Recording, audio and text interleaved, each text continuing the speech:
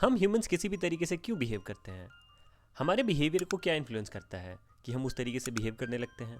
सोचो, अगर आप जान जाते हो कि आप या कोई दूसरा आदमी इस तरीके से क्यों बिहेव करता है तो कितना सही रहेगा ना। फिर आप खुद को और दूसरों को अपने अकॉर्डिंग मैनेज कर पाओगे। किसी भी आदमी को किसी तरीके से बिहेव करने के लिए दो चीज़ें इन्फ्लुएंस करती हैं, जीन और मीम। ये सोशल मीडिया वाला मीम नहीं। फॉर एग्जाम्पल, बच्चों का हमेशा क्यूरियस होना, हमारा पैसों के पीछे भागना, हमको ऑयली और फैटी खाने पसंद आना, बिल्ली का रोड क्रॉस करने पे हमारा रुक जाना, पुरुषों को सुंदर और एक विशेष प्रकार के बॉडी फिगर की तरफ अट्रैक्ट होना, हमारा किसी भी धर्म या सोच में विश्वास करना, फीमेल का स्ट्रांग और कॉन्फिडेंट मेल की तरफ अट्रैक्ट होना। सिर्फ यही नहीं, और हमारे बहुत सारे काम हमारे जेनेटिक और मिमेटिक बिहेवियर से इन्फ्लुएंस होते हैं। तो चलिए समझते हैं जेनेटिक और मिमेटिक बिहेवियर को। सबसे पहले जेनेटिक बिहेवियर। क्या होता है जेनेटिक बिहेवियर? जेनेटिक बिहेवियर वो बिहेवियर होते हैं जो हमारे जीन में कोडेड है। ये हमें हमारे पेरेंट्स से मिला और उनको उनके पेरेंट्स से मिला है, और ये behaviour generation by generation transfer होते हुए आए हैं। ये प्रूवन बिहेवियर्स हैं जो हमें हमारे सर्वाइवल में हेल्प करता है। जैसे एक बच्चे का क्यूरियस होना, क्योंकि एक बच्चा जब बड़ा हो रहा होता है तो उसको नई चीज़ें सीखनी होती हैं। उसको जानना होगा कि इस दुनिया में आया है तो किन चीज़ों से बचना है और किन चीज़ों को यूज़ करके आगे बढ़ना है। अगर वो दुनिया की इन चीज़ों के बारे में नहीं सीखे, so there are very high chances कि वो बड़ा होने से पहले ही एलिमिनेट हो जाए। जब ये लड़का 12 से 18 साल का होगा तो ये बहुत ही ज़्यादा एम्बिशियस होगा, रिस्क टेकर होगा, और इसका टेस्टोस्टेरोन और लिबिडो बहुत हाई होगा, और ये लड़का फीमेल की तरफ अट्रैक्ट होने लगेगा। फिर ये लड़का जब 18 से 30 साल का होगा तो ये सेटल होने के बारे में सोचने लगेगा, और ये ऐसे फीमेल की तरफ अट्रैक्ट होने लगेगा जिसके हिप ब्रॉडर हो और ब्रेस्ट बड़े हों, सो दैट वो फीमेल उसके बच्चे को अच्छे से जन्म दे सके और अच्छे से मिल्क प्रोवाइड कर सके। पहले के समय में छोटे पेल्विस के कारण बच्चे का सर बर्थ कैनाल से पास नहीं हो पाता, जिससे बच्चे और माँ दोनों का डेथ हो जाता था। ये दोनों साइन एक हेल्दी और हाई फर्टाइल पार्टनर को सिग्नल करता है। अब यही लड़का जब 30 साल के ऊपर का होगा अपने मिड लाइफ में, अब ये कम रिस्क लेगा, इसको स्टेबिलिटी चाहिए। अब इसका प्रायोरिटी इसके फैमिली का ख्याल रखना और उनकी ज़रूरतों को पूरा करना होता है। फिर ये जब 60 साल से ज़्यादा का होगा तो इसका एग्रेशन पूरा कम हो चुका होगा। अब ये बस अपने लाइफ लेसन्स और कल्चरल प्रैक्टिसेस को ट्रांसफ़र कर रहा होगा। अपना सारा टाइम, मनी और रिसोर्स अपने चिल्ड्रन और ग्रैंड चिल्ड्रन में इन्वेस्ट करेगा। ये जेनेटिक बिहेवियर एक मेल में दिखता है, बर्थ से लेके डेथ तक, ऑल अराउंड द वर्ल्ड।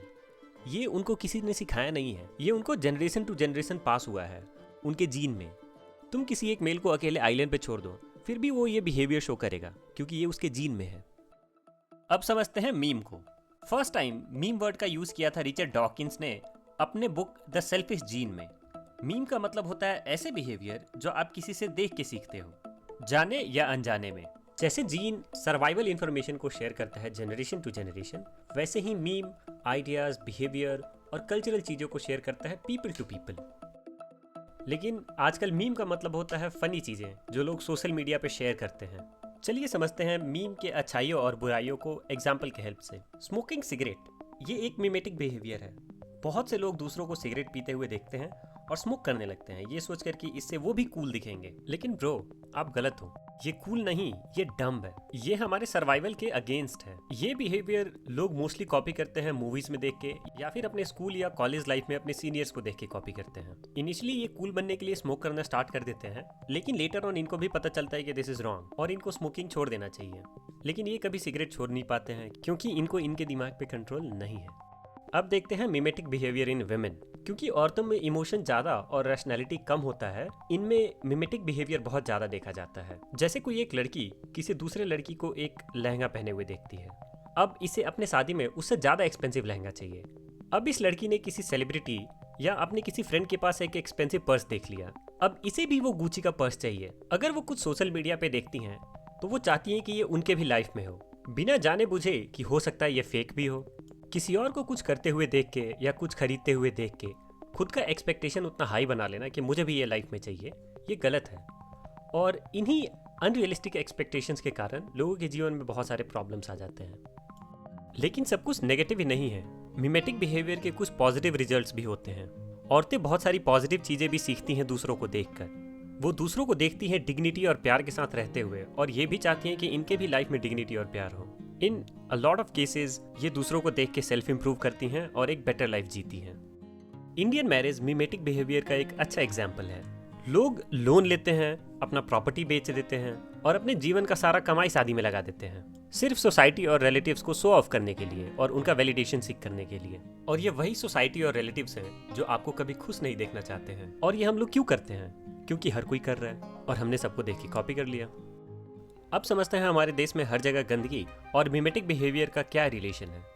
एक औरत एक जगह रोड पे खुले में कचरा फेंक रही थी, तो उनसे पूछा गया कि आप यहाँ पे ओपन में कचरा क्यों फेंक रहे हो? तो उन लेडी का आंसर था कि यहाँ पे हर कोई फेंकता है इसलिए। फिर उस जगह को क्लीन कर दिया गया, वहाँ पे अच्छे से पेंट करके बहुत सारे फ्लावर पॉट रख दिए गए और लोगों ने वहाँ पे कचरा फेंकना बंद कर दिया। सिमिलर ही बिहेवियर इसके ऑपोजिट में भी देखने को मिलता है। अगर हम लोग इन्हीं सेम लेडी को उठा के किसी क्लीन कंट्री में रख दे जहाँ पे हर कोई रूल्स को फॉलो करता है, तो ये सेम लेडी वहाँ कभी रोड पे कचरा नहीं फेंकेंगी।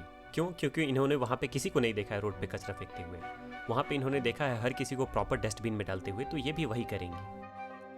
अब समझते हैं रिलीजन को। रिलीजन एक बहुत ही स्ट्रॉन्ग मिमेटिक बिहेवियर है। जब एक बच्चा किसी हिंदू, मुस्लिम या क्रिश्चियन घर में पैदा होता है, तब वो अपने माँ बाप को उस पर्टिकुलर रिलीजन के भगवान को वर्शिप करते हुए देखता है और ये बच्चा खुद को भी वही आइडेंटिफाई करने लगता है जस्ट बाय कॉपिंग हिज पेरेंट्स। किसी भी एक पर्टिकुलर रिलीजन में आप देखोगे कि हर कोई सेम ही आइडियोलॉजी को फॉलो कर रहा है, हर किसी का रिचुअल सेम है, हर कोई एक सेम गॉड का पूजा कर रहा है। क्यों? क्योंकि एवरीवन इज कॉपिंग ईच अदर। अगर आपको भीड़ का माइंडसेट समझना है तो उसको मिमेटिक बिहेवियर के हेल्प से समझा जा सकता है। क्योंकि जब लोग लार्ज ग्रुप में होते हैं तो वो एक दूसरे को कॉपी करते हैं और वही करते हैं जो दूसरे कर रहे हैं, बिना ज़्यादा सोचे समझे।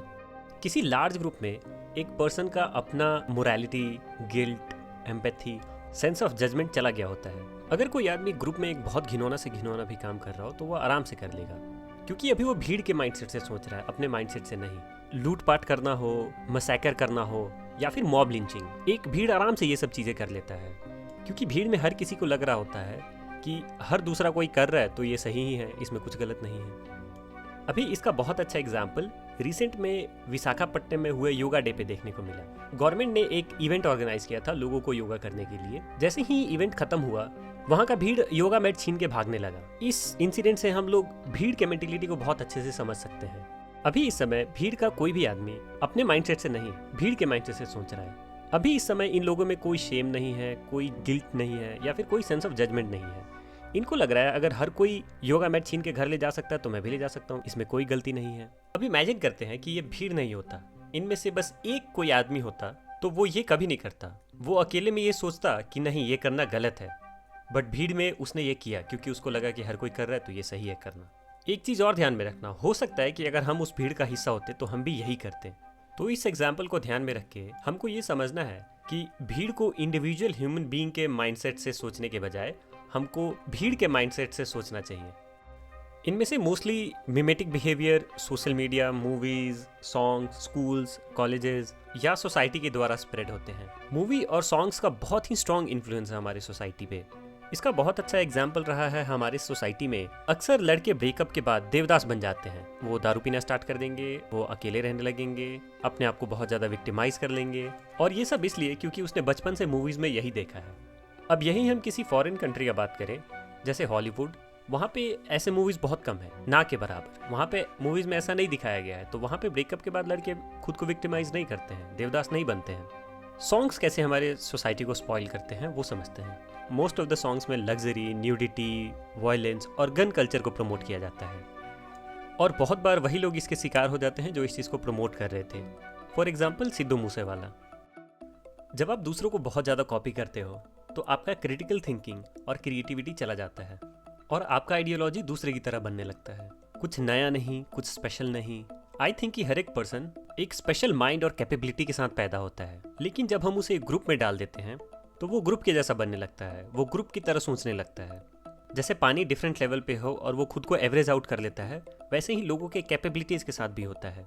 ये एक बिलो एवरेज पर्सन के लिए अच्छा है, बट किसी अबव एवरेज पर्सन के लिए गलत है। ये मिमेटिक और जेनेटिक बिहेवियर हमारे पूरे लाइफ को शेप करते हैं।